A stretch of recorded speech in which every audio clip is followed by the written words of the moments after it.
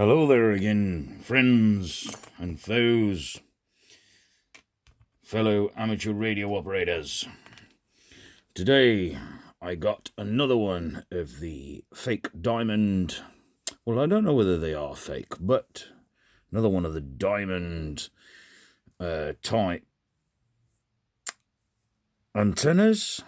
This one's an SG-7500. This is the base of the unit. I've taken the top off, and as you can see, again, same thing. Focus. Superglued. This one's actually loose on this top cap here. So I'm going to, obviously, this is the solder joint on the top. That is really bad. You know, that looks like it's been desoldered before. So I'm guessing these didn't meet quality standards, got rejected, and they've gone for remanufacture. So that's what these look like. They don't really look like fakes. They're thrown away, the ones that don't meet the standards and, you know, qualities to actually have the stamp on, because that looks like it's been soldered and desoldered before. Yeah, that's how it came, by the way. It's not me that's done that. So I'm going to clean that up and obviously take this cap off because it's loose. And we can have a look to see what's going on. So I've got the iron on. Let's get some solder. Get me nib tinned.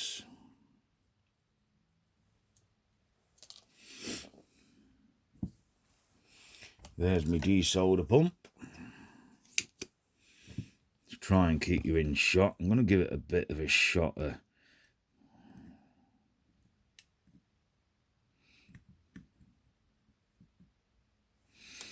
fresh solder.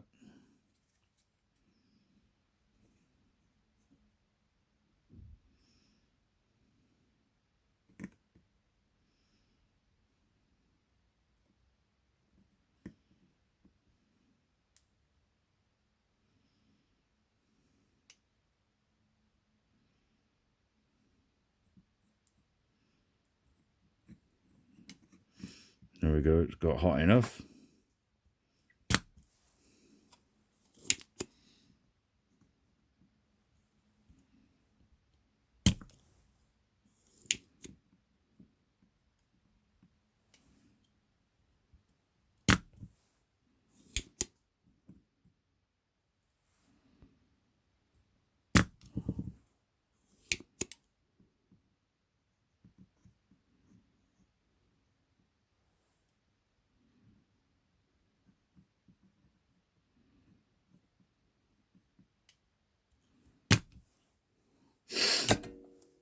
Smells a bit like popcorn. Right, let's let that cool down a little bit, because that's a brass part.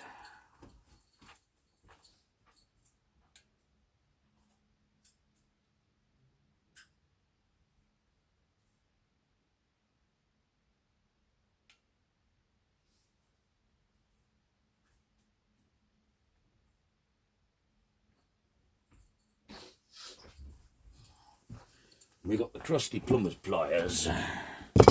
Right. That does look like we may have desoldered it okay. Unfortunately, we've melted the surrounding plastic of it. Damn.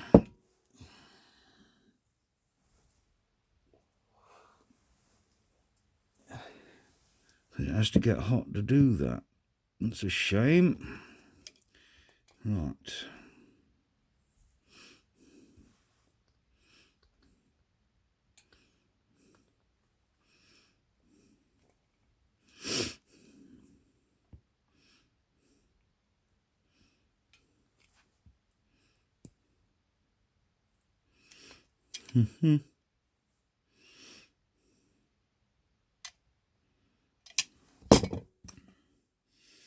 Let's see if we can. Oh no, it is released. So let's get this apart.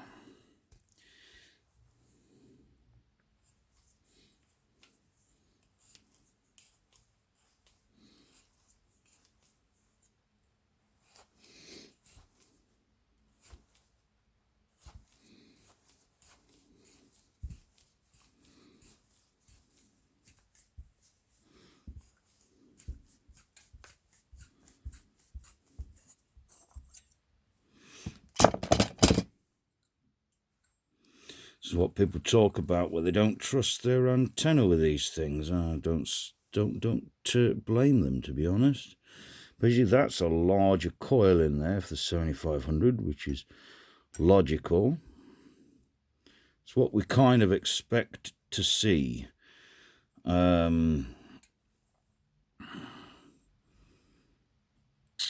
So yeah, but obviously the soldering is absolutely atrocious for that one. The brass piece is still a bit warm, which is inevitable because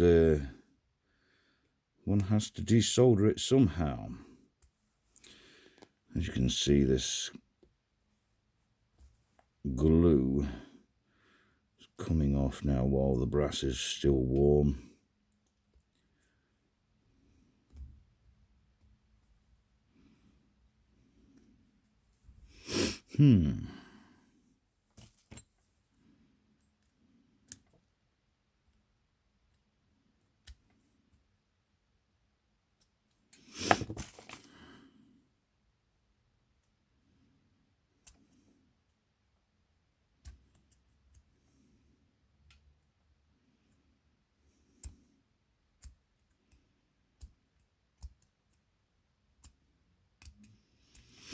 Yeah, I can see why people consider these to be highly unreliable. They're completely not consistent because obviously the one that I bought yesterday, or came yesterday, had a sticker here. This has been laser etched this time into the casing with the Super Gainer font.